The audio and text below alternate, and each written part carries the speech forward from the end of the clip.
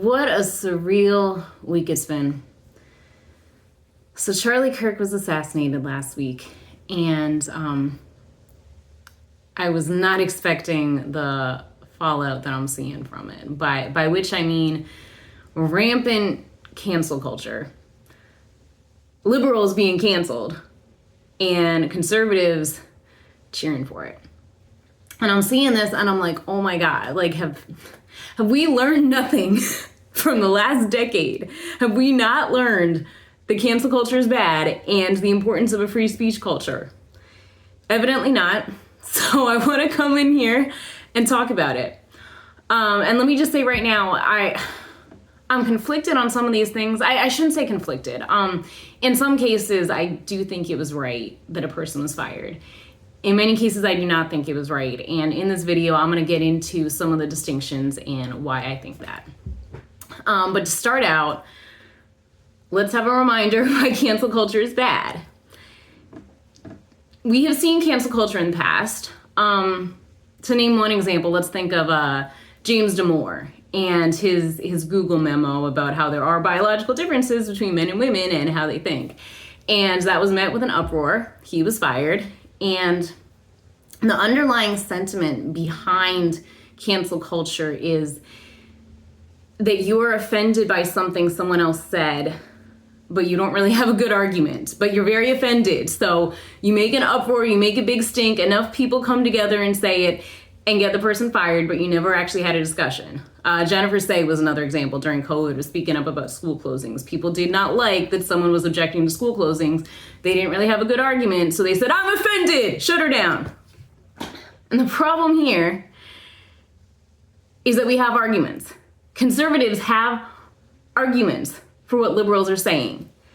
And we need to have these discussions because I guarantee you, for every liberal that is publicly speaking up and saying horrible things, there's a dozen people back at home in the privacy of their own homes, the safety of their own homes, thinking the same stuff, saying the same stuff privately, but being scared to say it publicly because they don't want to get fired. But they're still thinking it. So you need to address it. And we're already seeing how this is playing out. I mean, I'll give you a personal example. I had watched some of Charlie Kirk's videos. Like I was, a little bit familiar with him, but I wasn't like a super fan. I didn't know everything that was going on with him. And when he was first assassinated and I saw a bunch of people saying, he's a horrible person, I thought to myself, I might want to lay low for a while. But I don't know exactly what he did that was horrible. And if he turns out to be like Epstein 2.0 or something, I'm going to look pretty foolish if I stepped up and was like, oh no, he was a great guy. So I laid low. I waited to see how people responded, and within about a day, it was clear that what people meant by he was a horrible person was he had mainstream conservative views, and he talked about them. And once I saw that, I was like, oh, okay, that's all. That's not too bad. And this is from someone who does have a level of political engagement. So keep in mind, a lot of the people that are seeing these discussions, some people didn't even know who Charlie Kirk was.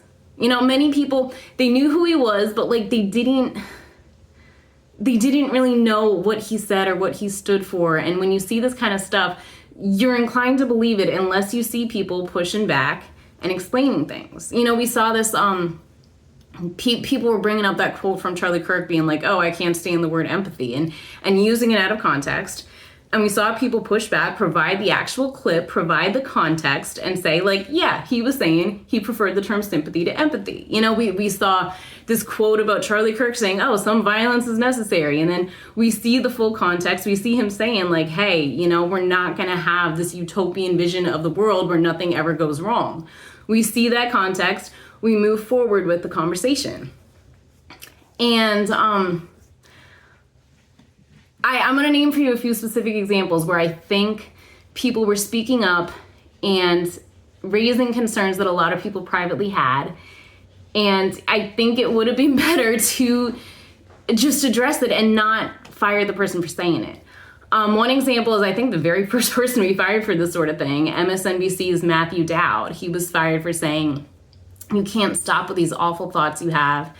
and then saying these awful words and then not expect awful actions to take place, which, I think is a little ironic because, he said some awful words himself and then some awful actions took place for him. But I think there is a lot there that people who disagree with him can listen to and unpack and say hey, what are we classifying as an awful thought? What are we classifying as an awful word? What are we classifying as justification?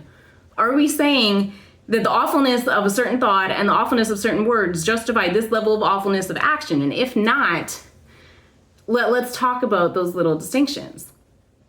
Another example was PHNX sports reporter Gerald Bourguet was fired for tweeting that political differences are not the same thing as spewing hateful rhetoric on a daily basis, and refusing to mourn a life devoted to that cause is not the same thing as celebrating gun violence.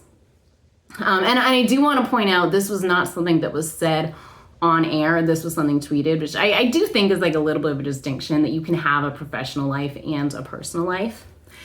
And again, I want to say, I think we've reached a turning point as a culture, because I think pretty much ever since Trump came on the scene, what we've been hearing is every conservative view is some sort of bad. That, if you're into tighter border security, more thoroughly vetting immigrants, you're Islamophobic. If you don't believe in policing language and you don't want to give puberty blockers to minors, you're transphobic. If you believe that life begins at conception and you want to preserve the sanctity of human life, you're anti-feminist. We're seeing all this and just all these, and I don't even know where some of this stuff, the Nazis, where did that even come from? But I feel like this is really the first time where we're seeing prominent government figures on the left, like Gavin Newsom, for example, Barack Obama, Bernie Sanders, people speaking up and saying okay, he was bad, but he wasn't that bad. and I think now that we see that, that's where we can have this breakdown of a conversation of okay, let's look at these different levels between, what is disagreement, what is hatred, what is deserving of violence. I think a lot of where this problem sort of stemmed from is, you may have heard that there's sort of that thought experiment of, okay, if you could go back in time and you could kill Hitler before he killed all the Jews, would you do it? And it's this idea that you're doing something bad to prevent something worse from happening. And when you liken Trump to Hitler, and Charlie Kirk is one of his strongest allies, almost like his right-hand man, and then you see that logic in, okay, maybe I'm doing something good. And that's where you have to dial things back and say, okay, but Trump's not actually Hitler. Why is he not Hitler? What is this distinction here? Why was this political assassination an excessive reaction to what was going on?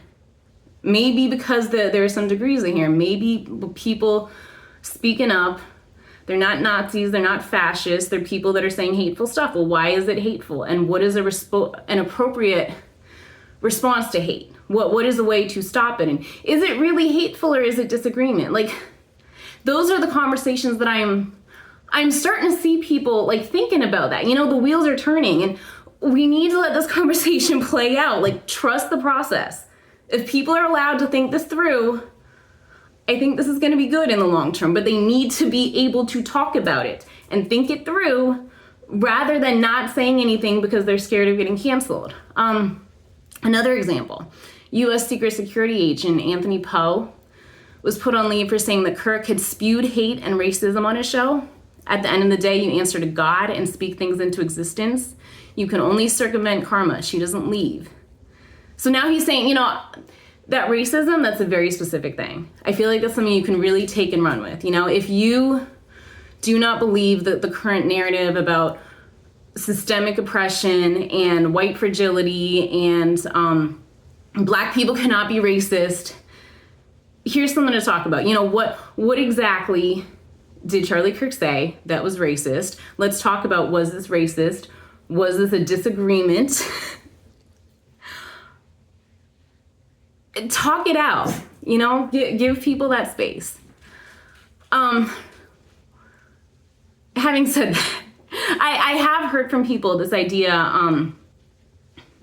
you know, if someone says something vile, they deserve to be punished. A lot of these people, that they are stuck in their views, they're not going to change their minds. And the infamous words of Tyler Robinson, what did he say? Something about like some hate can't be negotiated out. I do want to say, like, I agree with that to some extent. I definitely think some people are not willing to be reasoned with. I think a lot of the issue here is that even if the people speaking up will not be reasoned with, there are other people listening in who may have some of the same questions and concerns, and they may be more open to having their mind changed. And if we make those people scared to speak up, they're not going to change their minds. I mean, if you're a conservative, like, you should understand this very well. You know, if you disagreed with the prominent narrative, like, in this culture, particularly during COVID, if you disagreed, then you knew that speaking up was dangerous. So what you would do is you would only talk about the stuff with people who you were reasonably certain would agree with you.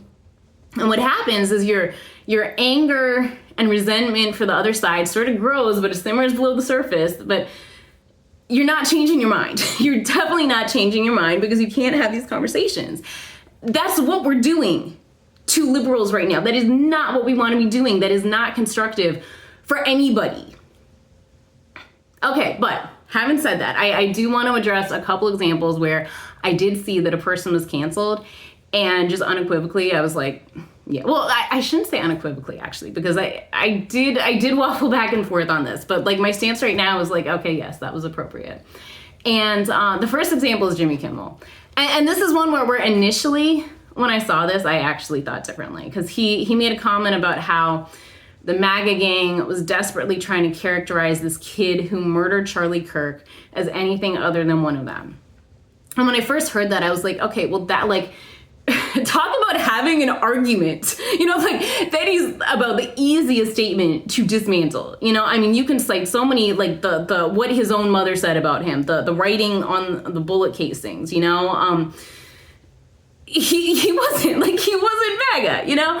But as I thought about it some more, I think the fact that Jimmy Kimmel said this on air, on ABC, which is like a mainstream media outlet, that is significant. Because one thing that I've been seeing and getting more and more horrified by is the bias that comes out in places where I don't think it's appropriate. That if you're like some sort of, I don't know, political pundit or blogger where your bias is very well known and it's almost like your shtick, like, yeah, we're all expecting the bias. When you are working for a mainstream news outlet, yeah, you're allowed to have an opinion, but I do think your bias needs to be kept in check a little more. On top of that, I think Jimmy Kimmel's statement was really just inflammatory. Like, I don't feel like there was a whole lot of constructive debate that could come out of it in terms of, like, how are we defining things as racism or as hatred? Like, what is the appropriate response? Like, that's just sort of like deliberately antagonizing people. That's probably a significant portion of your viewership, you know, probably less than half, but still significant, you know. And I think it's right that when you have people that are that inflammatory in that prominent of a spot for a mainstream news outlet, that's not the appropriate spot for him, you know. I mean, if he wants to go and start his own, like, YouTube channel or whatever and say that, like, okay, great, but he is representing ABC, and I don't think he's you know, that he should be the face of ABC. I just, that's not appropriate right now. So another example is an Office Depot worker was caught on camera refusing to fill an order for flyers advertising a vigil for Charlie Kirk. That person was fired, and in that case, I think it was appropriate because, this is a worker, you know. I mean, in my opinion, if you actually own a business and it's your business, you can decide who your clientele is. You know, and if you decide like you hate Charlie Kirk supporters, and like, you know, if this was their print shop and they were like, I don't want to, you know, I don't want Charlie Kirk supporters to give me their business, like, it's kind of weird, but that's your prerogative, you know? But when you are the worker and you're making that sort of executive decision, that's inappropriate. It's inappropriate, and yes, it is right to fire people for not serving your client base. Those were the only two examples that I know of where I think the person should have been fired, that I know of. There may be others that I'm not aware of. But to close off, I just want to remind you guys that if you were anything less than, I would say, like a progressive liberal in the last like decade or so, I think you know what it feels like to be isolated. You know, I mean, cancel culture, I think what's really prominent are the people that are actually like fired from their jobs. But most of the people that it affects not because they're fired, but because they're silenced. That they have questions, they have ideas, that they're sort of, you know, they're questioning what's going on in their minds, and they want to bring up these questions and discuss it, but they're fearful of doing that. And I think it would be really dangerous to set up that culture in the US right now. I don't want to do that, and I want to discourage other people from doing that as well. Let me know your thoughts. Thank you.